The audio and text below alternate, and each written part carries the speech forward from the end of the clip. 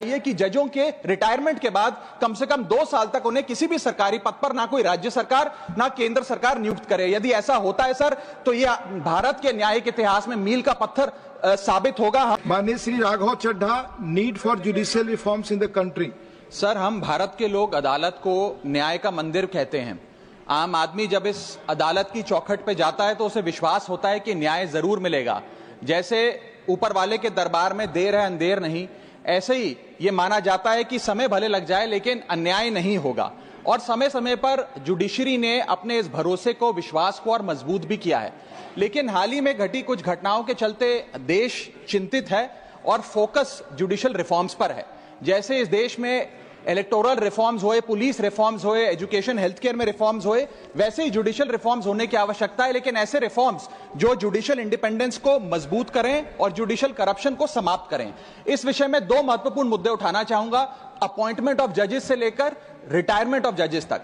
Sir, जहां तक appointment of जजेस की बात है, समय समय पर कोलिजियम सिस्टम की शॉर्टकमिंग्स यानी कि खामियां लॉ कमीशन की रिपोर्ट्स, लीगल ल्यूमिनरीज के बयानों के माध्यम से सामने आई और शायद इसी के चलते एनजेएसी जैसे कानून को लाने की जरूरत भी पड़ी। लेकिन अब समय आ गया है कि कोलिजियम स्वयं ही अपने आप को रिफॉर्म करे, अपने आप को रीइन्वेंट करे, ताकि 2 चीजें जिसको लेकर लैक ऑफ ट्रांसपेरेंसी और लैक ऑफ पब्लिक स्क्रूटनी, जिन 2 विषयों पर कोलिजियम सिस्टम की को क्रिटिसाइज किया जाता है, उसे दूर किया जाए और एक इंडिपेंडेंट ट्रांसपेरेंट प्रोसेस बने जिसमें सीनियरिटी पर, मेरिट पर और इंटेग्रिटी के आधार पर नियुक्ति हो। इस संदर्भ में एक सुझाव लाया हूं सर। आज से पहले एडवोकेट्स को सीनियर एडवोकेट्स डेजिग्नेट करने के लिए एक बड़ा ही ओपेक सिस्टम चला करता था, लेकिन सुप्रीम कोर्ट द्वारा खुद जो गाइडलाइंस लाई गई, आज उसके तहत किसी भी व्यक्ति को अगर सीनियर एडवोकेट बनना है तो उसके लिए एक ट्रांसपेरेंट पॉइंट बेस्ड प्रोसेस है, जिसमें आपसे आवेदन पत्र लिया जाता है। उसके बाद आपकी number of years of practice, pro bono matters कितने किए,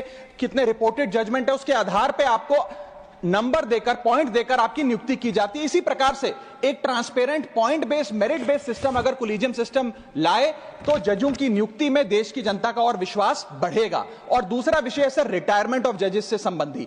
इस देश में एक चलन चलता आया है कि रिटायरमेंट के बाद सरकारें जजेस को एग्जीक्यूटिव या एडमिनिस्ट्रेटिव रोल में नियुक्तियां देती हैं, जिसके चलते conflict of interest, executive interference in judiciary और influence over pre retirement judgments के कई सवालिया निशान खड़े हो जाते हैं। मैं चाहूंगा कि पोस्ट रिटायरमेंट जॉब से संबंधी कुछ रिस्ट्रिक्शंस लाई जाएं। जैसे इस देश में article 148 of the Indian constitution साफ तौर पे कहता है कि सीएजी यानी कि controller auditor general of India की रिटायरमेंट के उपरांत, कार्यकाल की समाप्ति के बाद उन्हें किसी भी सरकारी पद पे कोई राज्य या केंद्र सरकार नियुक्त नहीं कर सकती।